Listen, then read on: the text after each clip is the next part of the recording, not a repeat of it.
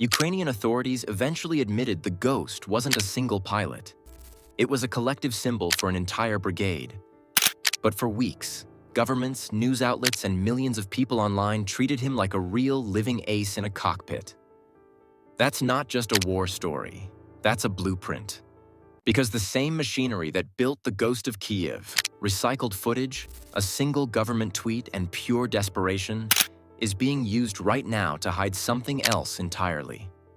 A Russian aircraft so advanced, so classified, that even its own pilots aren't supposed to talk about it. You're about to see both sides of that story. Here's a weird thing about the most famous fighter pilot of the 21st century. There's no gun camera footage, no confirmed wreckage, and not a single eyewitness who actually saw him fly. Zero. Nothing. And yet for weeks, millions of people were completely convinced he was real. So let's take a look at how this actually started. February 24th, 2022. Russia launches its full-scale invasion of Ukraine, and within hours, social media is already on fire. Posts are flooding in about a lone MiG-29 pilot cutting through Russian formations right over Kyiv. People are sharing clips, screenshots, kill counts, and the number that keeps showing up is 40. 40 Russian aircraft downed by one guy, in what would have been the highest kill count by any fighter pilot since World War II, and not even close to any record since then. To put that in perspective, the top American ace of the entire Vietnam War had 5 confirmed kills. 5. The idea that one pilot in a single MiG-29 scored 40 in the opening hours of a modern conflict is a massive, massive number. But people ran with it anyway because the story felt right. Ukraine was being invaded, the odds looked terrible, and everyone wanted a hero. Then a name surfaces. Major Stepan Tarabalka. He was a real Ukrainian Air Force pilot, a decorated one, flying with the 40th Tactical Aviation Brigade. He was killed in combat on March 13th, 2022, just a few weeks into the invasion. And after his death, he was posthumously awarded Hero of Ukraine, which is the country's highest military honor. That's not a small thing. That's the real deal. Chinese fighter jet. The aircrew here identifies it as a J-11, a two-seater that they say is armed with air-to-air missiles. And it's been shadowing this U.S. Navy plane now for about 15 minutes. It is pretty remarkable to see this Chinese warplane operating at such close proximity, just several hundred feet away from our aircraft. Ukrainian media picked it up fast. International outlets followed. This was the ghost, they said. This was the man. The pilot who held the line over Kyiv in those first terrifying days. And it spread in a matter of seconds. Or close enough to it. The story had a face now, a name, a real person with a real record. And that made it feel verified even though it wasn't. Here's why that matters. Because the Ukrainian Air Force never actually said Tarabalka was the ghost of Kyiv. That connection came from media and social media, not from any official military statement. And eventually, Ukrainian authorities came out directly and said it. Tarabalka was not the ghost of Kyiv. In fact, the ghost of Kyiv was never a single person at all. The official clarification described the ghost as a collective image, specifically representing the pilots of the 40th Tactical Aviation Brigade as a whole. So it was always meant to be symbolic, a way of honoring a group of pilots fighting under brutal conditions. That's a completely different thing from one ace racking up 40 kills in a cockpit. So what actually happened to Tarabalka's honor? It holds up completely. He was a real combat pilot who flew real missions and died in a real war.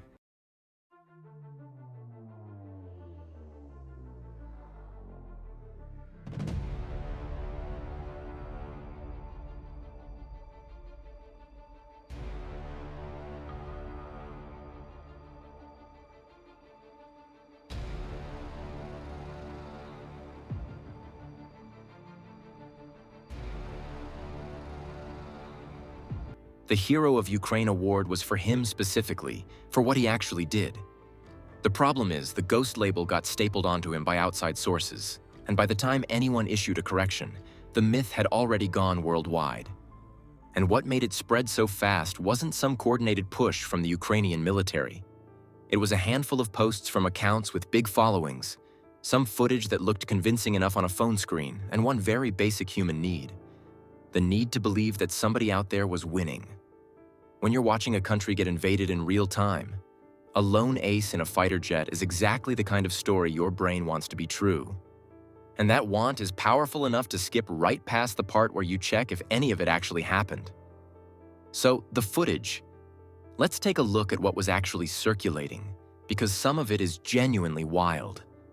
Within the first 48 hours of the invasion, clips and images were everywhere. A MiG-29 banking hard over a city. Missile trails cutting across a gray sky. Cockpit footage. All of it labeled as the Ghost in action.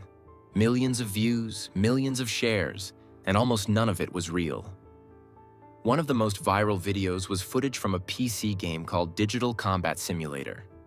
That's a flight sim, a very realistic-looking one, but still a video game running on someone's computer. It racked up millions of views before anyone flagged it. And here's why it spread so fast. On a phone screen, at a glance, it looked convincing enough. People weren't stopping to zoom in on the cloud formations or check for computer-generated lighting effects.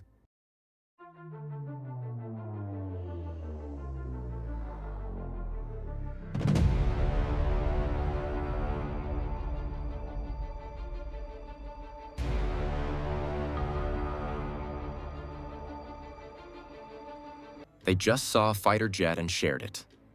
The Ukrainian Ministry of Defense actually tweeted a video showing a MiG-29 shooting down a Russian flanker with a heat-seeking missile. That got shared everywhere as proof. But people who knew Digital Combat Simulator well recognized it in a matter of seconds. It was a composite of two different in-game clips, stitched together, with telltale visual effects that only show up in the game engine. The ministry later deleted it, but by then it had already done its job. And then there's the Poroshenko photo. Former Ukrainian President Petro Poroshenko, not a random account, a former head of state, shared an image he said showed the ghost of Kyiv. The photo was real.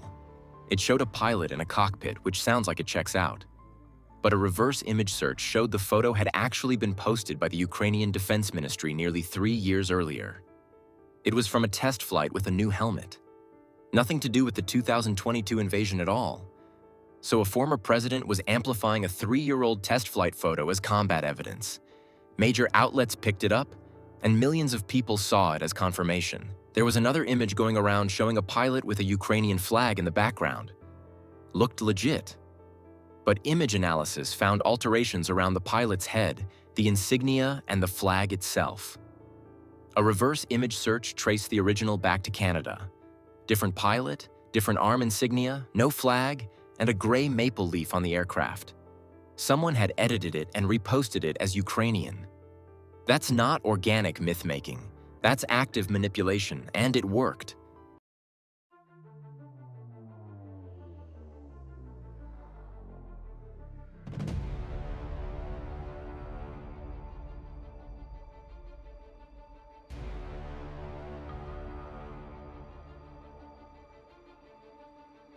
Here's why this is interesting, though. The Ukrainian government didn't sit down and engineer the ghost of Kyiv from scratch. What actually happened is messier and more human than that. The myth grew on its own, out of real fear and real hope, and then official channels started amplifying it because it was clearly working as a morale tool. Ukrainian military historian Mikhail Zhirohov called it straight. He described the ghost story as propaganda for raising morale, and said that when you're facing a much bigger military, that kind of narrative matters.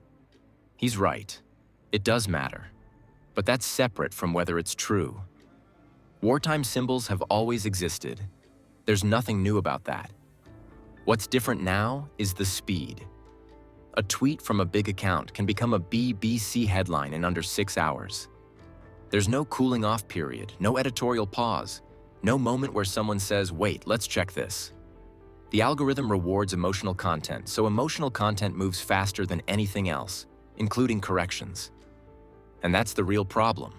Once the ghost story was out there, the correction was always going to lose. A debunking post just doesn't hit the same way as a video of a fighter jet taking down enemy planes. The original claim had energy. The correction just had facts. 40 kills. Let's actually run those numbers, because when you do, the whole thing falls apart fast. Modern air combat doesn't look anything like the movies. There's no circling each other, no pilot spotting another jet out his canopy window and pulling hard into a turn. Today's engagements are mostly missile-based, and they happen beyond visual range.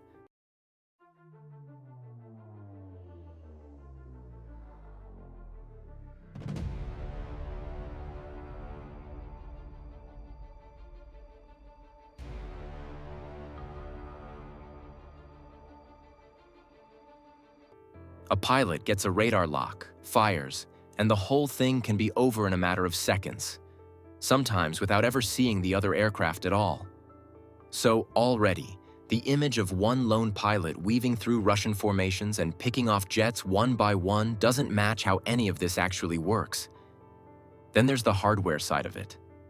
A MiG-29 carries a limited number of missiles per sortie. When those are gone, the pilot has to land, rearm, refuel, and go through pre-flight checks before going back up. That turnaround process takes time, a lot of it. So even if a pilot was extraordinarily skilled and got a kill on every single missile fired, the logistics alone make 40 kills in a day basically impossible.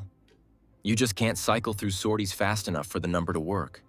Justin Bronk from the Royal United Services Institute, RUSI, looked at Russia's actual confirmed fixed-wing aircraft losses in the early phase of the invasion. His finding was direct. The numbers were, in his words, highly exaggerated. Russia's confirmed fixed-wing losses at that stage were around 25 total. And here's why that matters. Most of those weren't shot down by another pilot at all. The majority were taken out by surface-to-air missile systems and man-pads, which are shoulder-fired anti-air weapons used by troops on the ground. So the kills that did happen weren't even happening in the air versus air way the ghost story needed them to. The Royal Aeronautical Society pushed on this too. They pointed out that even 6 air-to-air kills in the first 24 to 30 hours would be an extraordinary result. One that would need real, hard evidence to support it.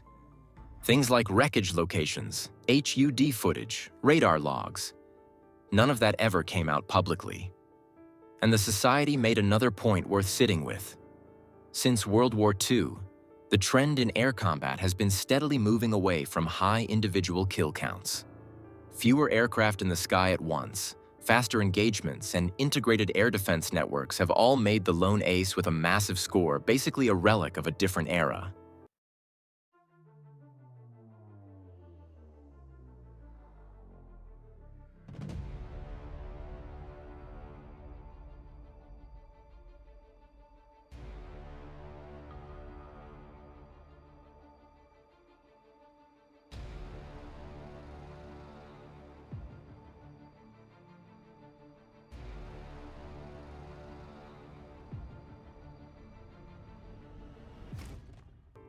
The DW fact check came at it from a different angle, and it's actually the most straightforward problem with the whole story. Russia's total confirmed fixed-wing losses during the early phase of the conflict didn't get anywhere near 40 aircraft.